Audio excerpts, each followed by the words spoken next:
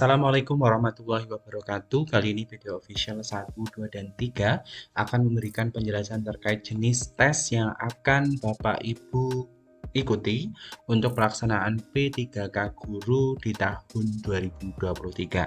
Bapak Ibu semuanya, di layar sudah saya tunjukkan bahwasannya untuk pelamar di P3K Guru tahun 2023 dibagi menjadi dua kategori, yaitu kategori pelamar berkebutuhan khusus dan maksud saya kebutuhan khusus ya, pelamar kebutuhan umum.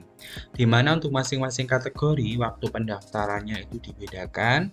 Kalau kebutuhan khusus itu sampai dengan 3 Oktober, sedangkan pelamar kebutuhan umum sampai dengan 9 Oktober. Nah, dari sini teman-teman bisa mengetahui bahwasannya untuk ini masa pelaksanaan P3K Guru tahun 2023 itu nanti akan diperkirakan pelaksanaan untuk seleksi kompetensi tanggal 8 November sampai 2 Desember dan nanti ada pelaksanaan seleksi kompetensi teknis tambahan bagi teman-teman yang nantinya itu memang wilayahnya itu melakukan seleksi teknis tambahan. Oke, dari sini bagaimana atau seperti apa pelaksanaan uji kompetensi atau seleksi kompetensi bagi teman-teman P3K Guru tahun 2023?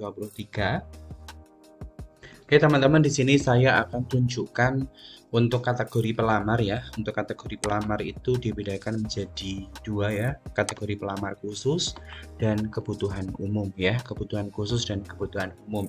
Bagi teman-teman yang masuk di kebutuhan khusus, yaitu teman-teman yang memenuhi nilai ambang batas pada seleksi P3K Guru di tahun 2021 dan belum pernah dinyatakan lulus pada seleksi jabatan fungsional guru periode sebelumnya.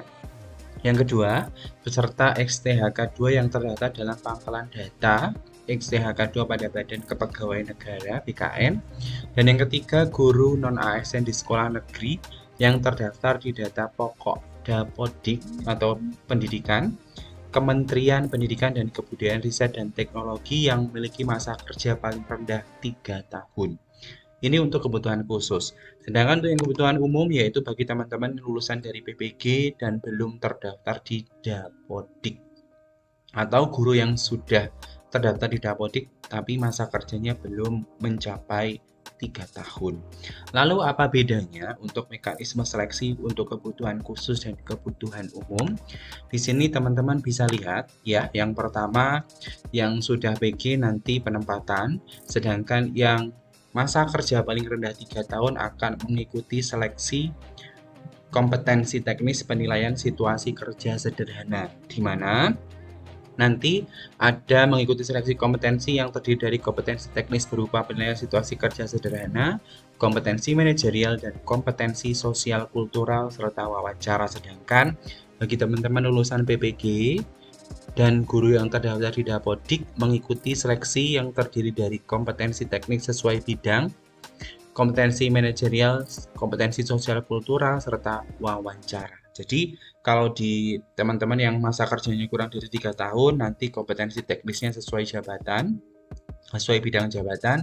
Kalau yang sudah 3 tahun ke atas, nanti kompetensi teknisnya itu berupa penilaian situasi kerja sederhana. Lalu seperti apa untuk seleksi kompetensi teknis tambahan? Nah, kompetensi teknis tambahan ini nantinya dilakukan melalui pengamatan perilaku profesionalisme guru terhadap kompetensi teknis. Pengamatan perilaku ini dilakukan terhadap calon guru selama melaksanakan pembelajaran yang terpusat pada peserta didik dan tugasnya. Nah, nanti daerah itu akan menentukan pilihan untuk keikutsertaannya dalam menyelenggarakan. Boleh iya, boleh tidak. Bobot nilai seleksi kompetensi teknis tambahan yaitu 30% dari total nilai seleksi kompetensi teknis. Nah, dalam hal pemerintah daerah tidak menyelenggarakan seleksi kompetensi teknis tambahan, maka nilai kompetensi teknis 100% berasal dari hasil seleksi kompetensi teknis melalui CAT BKN. Jadi untuk kompetensi teknis tambahan ini sesuai dengan kesepakatan atau kebijakan daerah teman-teman. Nah, selanjutnya bagaimana ketentuan daripada kompetensi teknis untuk masing-masing kategori, baik kebutuhan khusus maupun kebutuhan umum?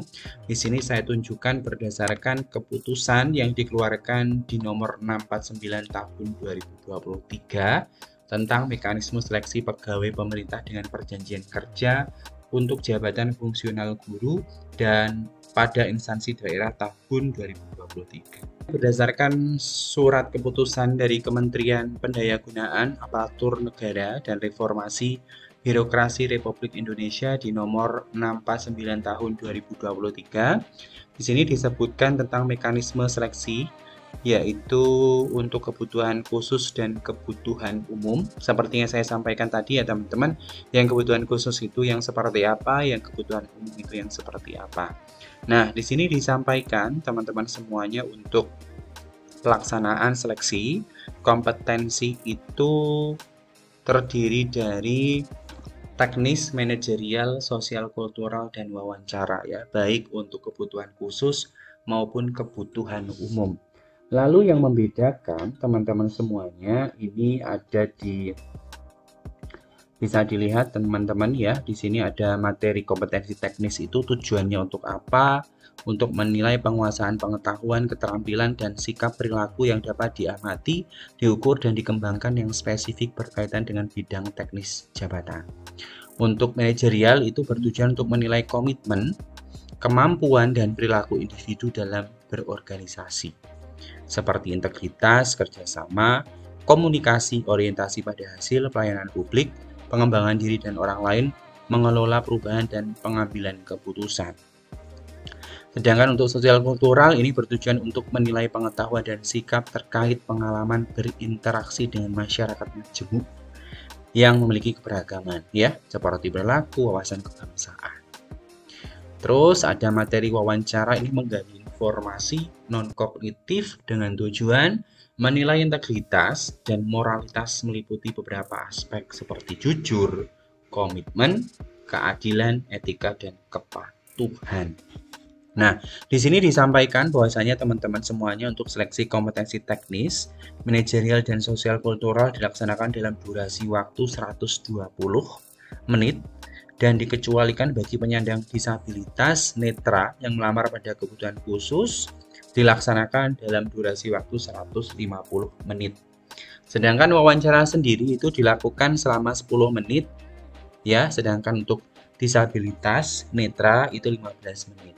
Untuk jumlah soal secara keseluruhan, teman-teman semuanya untuk seleksi kompetensi teknis dan wawancara adalah 145 butir dengan rincian masing-masing butirnya itu untuk 90 butir kompetensi teknis, 25 butir untuk manajerial, 20 butir itu untuk sosial kultur ya, dan 10 butir untuk wawancara.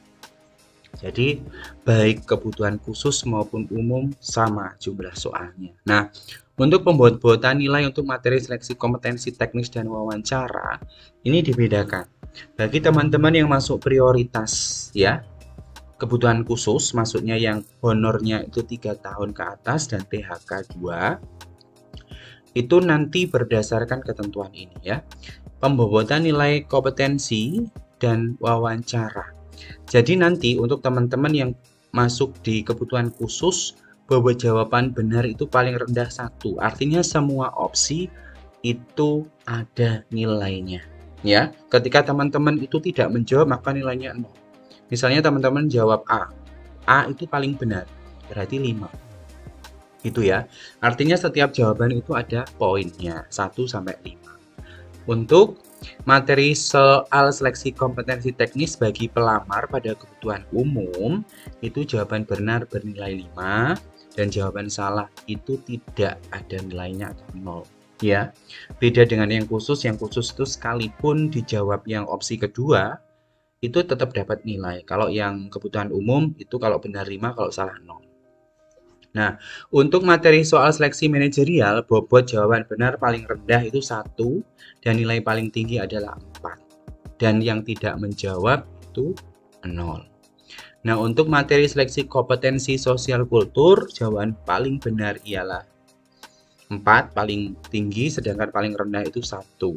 Jika tidak menjawab 0, untuk wawancara paling tinggi 4, paling rendah 1, dan yang tidak menjawab itu bernilai 0. Jadi bedanya di teknis ya teman-teman ya. Kalau teknis tadi ada nilainya semuanya, ada poinnya semuanya. Kalau khusus, kalau yang umum itu paling benar 5, yang salah itu 0. Oke.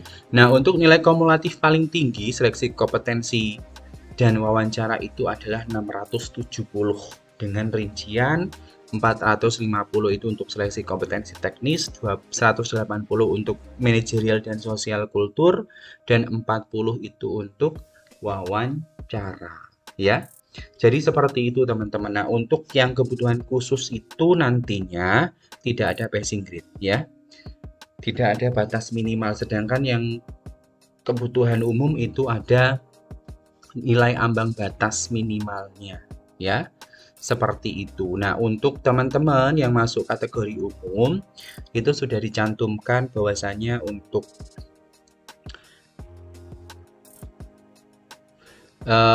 kompetensi manajerial dan sosial kultural itu 117, sedangkan untuk wawancara itu 24 ya.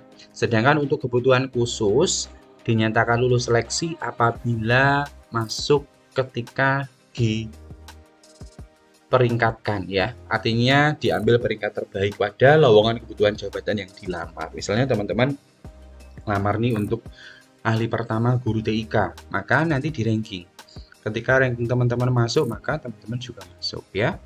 Berbeda dengan kebutuhan umum. Kalau kebutuhan umum yang pertama itu ambang batas dulu gitu ya.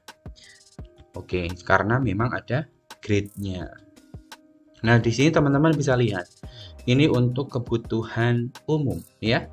Ada nilai ambang batas yang nantinya bisa teman-teman itu penuhi ya. Kalau tidak lulus ambang batas ya tidak bisa dinyatakan lulus P3K, seleksi P3K untuk kebutuhan umum ya.